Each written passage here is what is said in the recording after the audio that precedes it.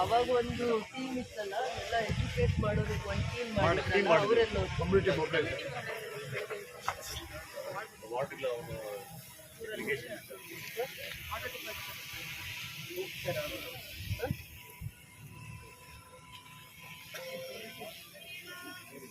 ಹೇಗೆ ಪ್ಲಾನ್ ಮಾಡಿದ್ದೀರಾ? ಹೇಗೆ ಟೀಮ್ಸ್ ಮಾಡ್ಕೊಂಡಿದ್ದೀವಿ ಮೇಡಮ್.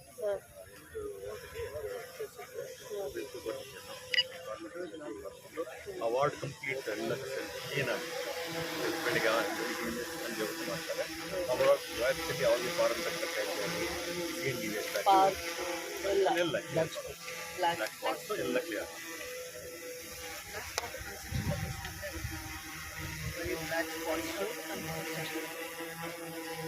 ಟೀಮ್ ಮಾಡ್ಕೊಂಡಿದ್ದೆ ಆ ಟೀಮ್ಗೆ ವೆಹಿಕಲ್ಸು ಎಲ್ಲ ಲೊಕೇಟ್ ಮಾಡಿದ್ವಿ. ಆ ವೆಹಿಕಲ್ಸ್ ನೀವು ಇವತ್ತಿಂದ ಶುರು ಮಾಡ್ತಾ ಇರೋದು ನಾನ್ ಮೈನಿಂಗ್ ಏರಿಯಾ ಶುರು ಮಾಡಿ, ಇವತ್ತು ನಾಳೆ ನಾನ್ ಮೈನಿಂಗ್ ಏರಿಯಾ. ಇವತ್ತು 8 ವಾರ್ಡ್ಸ್.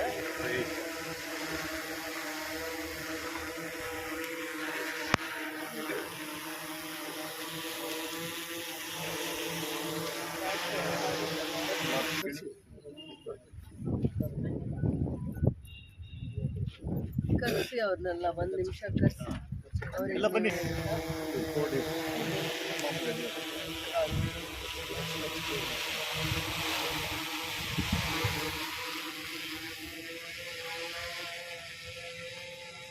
ನೀವು ಯಾವಾಗಲೂ ನಿಮ್ಮ ಕೆಲಸ ಮಾಡಿಕೊಂಡೇ ಬಂದಿದ್ದೀರಾ, ಮಾಡಿಲ್ಲ ಅಂತಲ್ಲ.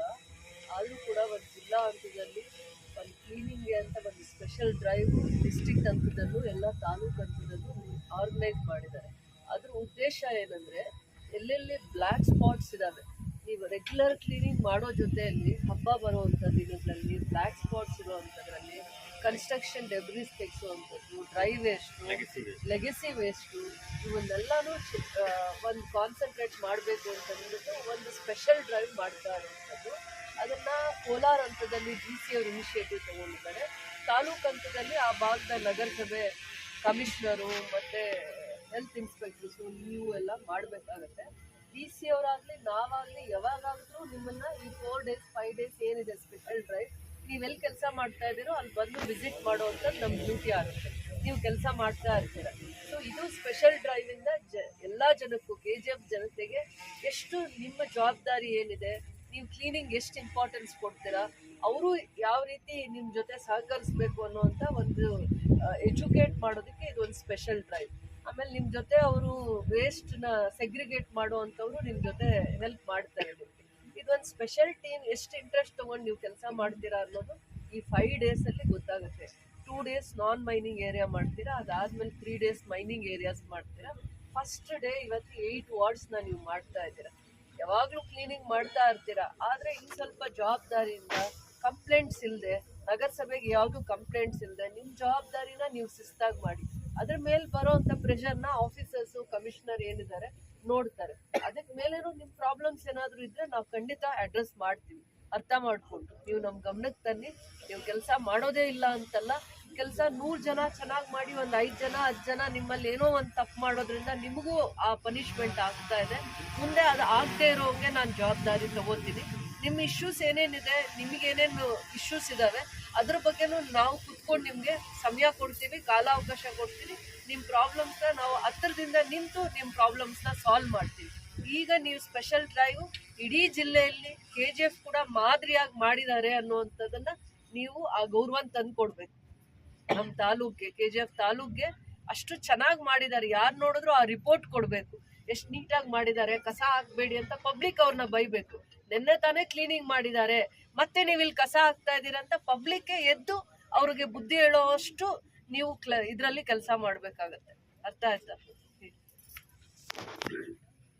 ಎಲ್ರಿಗೂ ನಮಸ್ಕಾರ. KGF ನಗರವನ್ನು ಗಾರ್ಬೇಜ್ ಫ್ರೀ ಸಿಟಿ, ಕಸಮುಕ್ತ ನಗರವನ್ನು ಮಾಡಬೇಕು ಅಂತ ಒಂದು ಸ್ಪೆಷಲ್ ಡ್ರೈವ್ ಮಾಡಬೇಕು ಅಂತ ಮಾನ್ಯ ಶಾಸಕರು ಒಂದು ಡೈರೆಕ್ಷನ್ ಮೇಲೆ ಒಂದು ಸ್ವಚ್ಛತಾ ಆಂದೋಲನ ಮಾಡಬೇಕು ಅಂತ ನಾವೆಲ್ಲ ತೀರ್ಮಾನ ಮಾಡಿ ಬೇಕಾಗಿರುವ ಎಲ್ಲ ವಾಹನಗಳು ಮತ್ತು ಟ್ರಾಕ್ಟರ್ಸ್ನೆಲ್ಲ ಸಿದ್ಧಪಡಿಸಿ, ಜೊತೆಗೆ ಗುತ್ತಿಗೆದಾರ ಸಹಕಾರದೊಂದಿಗೆ ನಾವು ಒಂದು ಡ್ರೈವ್ ಕಾರ್ಯಕ್ರಮ ಮಾಡ್ಕೊಂಡಿದ್ದೀವಿ.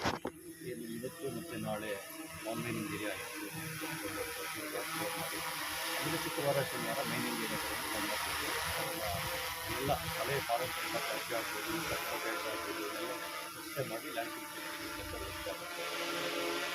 ನಾನು 4 ದಿವಸ ಆಯಿತು ರಿಪೋರ್ಟ್ ಮಾಡಿಕೊಂಡು ನಾನು ವಾರ್ಡ್ಗಳಲ್ಲೇ ಓಡಾಡಿದಾಗ ಸಾರ್ವಜನಿಕರು ಕಸವನ್ನು ರಸ್ತೆಗೆ ಹೋಗ್ತಾ ಇರೋದು ಕಂಡುಬಂತು. ಅವ್ರಿಗೆಲ್ಲ ನಾನು ಡೈರೆಕ್ಷನ್ಸ್ ಕೊಟ್ಟಿದ್ದೀನಿ, ಆ ಥರ ಕಸವನ್ನು ರಸ್ತೆಗೆ ಎತ್ತಿಬಾರ್ದು, ನಮ್ಮದೇ ಆದ ಆಟೋ ವೆಹಿಕಲ್ಸು ಟಿಪ್ಪರ್ಸ್ ಎಲ್ಲ ಬರುತ್ತೆ, ಅದು ಕೊಡೋ ಮುಖಾಂತರ ನಮಗೆ ಸ್ವಚ್ಛತೆಗೆ ಸಹಕರಿಸಬೇಕು. ಹಸಿ ಕಸ ಒಣ ಕಸ ವಿಂಗಡಿಸಿ ಒಂದು ಬೇರ್ಪಡಿಸಿ ಕೊಡಬೇಕು. ಅದನ್ನು ವೈಜ್ಞಾನಿಕವಾಗಿ ಸಂಸ್ಕರಿಸಿ ವಿಲೆ ಮಾಡೋಕ್ಕೆ ನಮ್ಗೆ ಅನುಕೂಲ ಆಗುತ್ತೆ. ಯಾವಾಗ ಸಾರ್ವಜನಿಕರು ಸಹಭಾಗಿತ್ವ ಇರುತ್ತೋ ಆವಾಗಲೇ ನಾವು ಎಲ್ಲ ಕಾರ್ಯಕ್ರಮ ಯಶಸ್ವಿ ಆಗೋದಕ್ಕೆ ಕಾರಣ ಆಗುತ್ತೆ.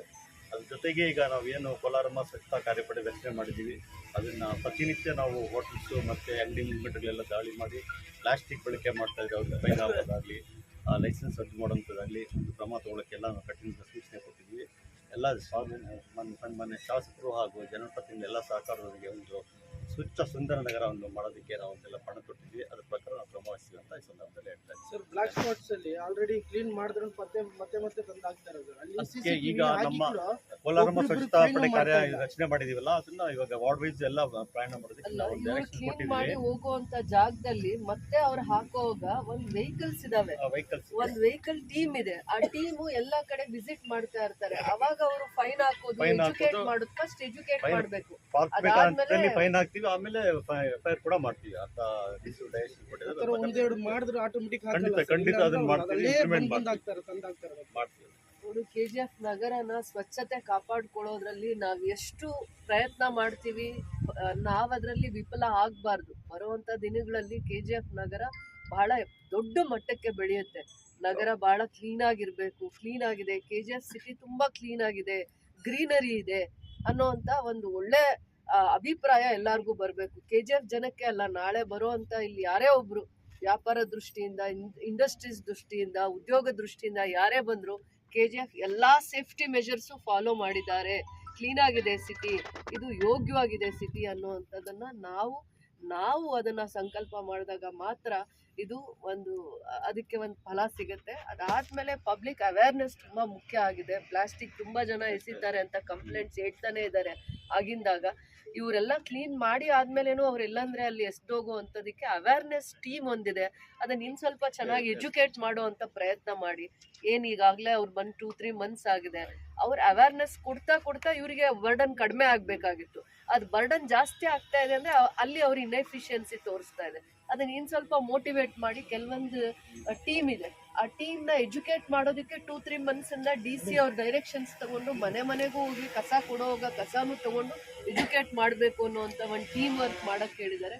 It is all collective efforts. ಪೌರ ಕಾರ್ಮಿಕರು ಕಸ ತೆಗಿಯಕ್ಕೆ ಇದ್ದಾರೆ ಅಂದ್ರೆ ನಗರ ಸ್ವಚ್ಛ ಆಗ್ಲಿಕ್ಕೆ ಸಾಧ್ಯ ಇಲ್ಲ. ಇವತ್ತಲ್ಲ, ಯಾವತ್ತೂ ಆಗ್ಲಿಕ್ಕಾಗಲ್ಲ.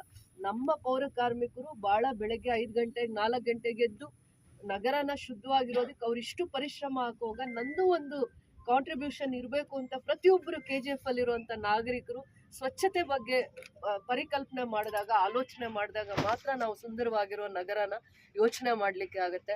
ಕಸ ಗುಡಿಸೋ ಕೆಲಸ ಮಾಡ್ತಾರೆ, ಅವ್ರದ್ದೇ ಎಲ್ಲಿ ಕಸ ಬಿದ್ದರೂ ತೆಗಿಯೋದು ಅಂದ್ರೆ ಅದು ತಪ್ಪಾಗುತ್ತೆ. ಬಟ್ ಡ್ಯೂಟೀಸ್ ಇರುತ್ತೆ, ಆ ಡ್ಯೂಟಿ ಟೈಮಲ್ಲಿ ಅವ್ರ ಹತ್ರನೂ ಕೆಲಸ ತಗೋಬೋದು. ಅದಾದ್ಮೇಲೇನು ಕೆಲಸ ಮಾಡುವಂತ ಪರಿಸ್ಥಿತಿ ಬರ್ತಾ ಇದೆ ಅಂದ್ರೆ ಪ್ರತಿಯೊಬ್ಬರು responsible. We are all responsible ಅಂತ ಹೇಳಿದ್ರು ತಪ್ಪಾಗಕ್ಕಲ್ಲ. ಕೆಲಸ ತಗೊಳ್ಳೋದು ನಮ್ಮ ಧರ್ಮ, ಆದ್ರೆ ಸ್ವಚ್ಛತೆಯಾಗಿ ಇಟ್ಕೊಳ್ಳೋದಕ್ಕೆ ಎಲ್ರದ್ದು ಧರ್ಮ ಆಗಿರುತ್ತೆ, ಎಲ್ರದ್ದು ಜವಾಬ್ದಾರಿ ಆಗಿರುತ್ತೆ ಅಂತ ಅದನ್ನ ನಾನು ಹೇಳಕ್ ಇಷ್ಟಪಡ್ತೀನಿ. ಎಲ್ರೂ ನಮ್ಮ ಕೈಯಲ್ಲಾದಷ್ಟು ಪ್ರಯತ್ನ ಮಾಡೋಣ.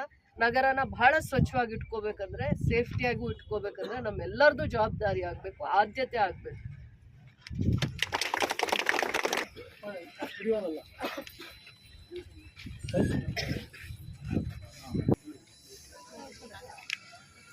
ಯಾರ್ಯಾರು ಹೋಗ್ತಾರೆ ಇದೆಲ್ಲ ವೇಸ್ಟ್ ಎಲ್ಲ ಹೋಗ್ತಾರೆ, ನೀವೆಲ್ಲ ಹೋಗ್ತೀವಿ. ನಮ್ಮ ಯಾರ್ಯಾರು ಬರುತ್ತೆ ಅವ್ರು ಹೋಗಿ ನೋಡ್ಕೋಬೇಕು.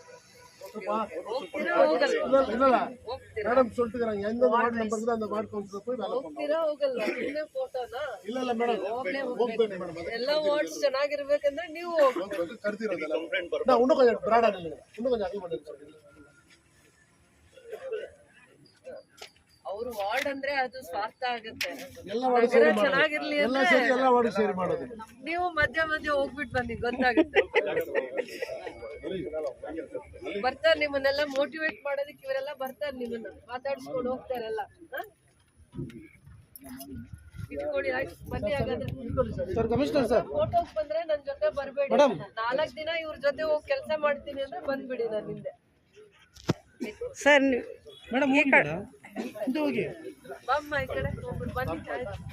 ಮೇಡಮ್ ಕುಡಿಗೋ ಕುಡಿಗೋ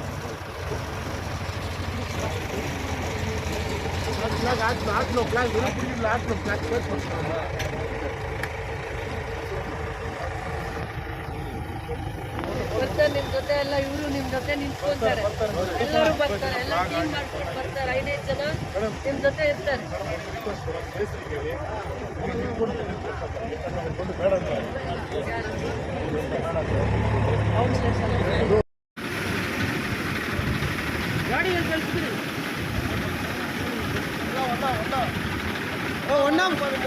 சார் ஒன்னா போக முடியாது, ஒரு வண்டி போறதுக்காங்க.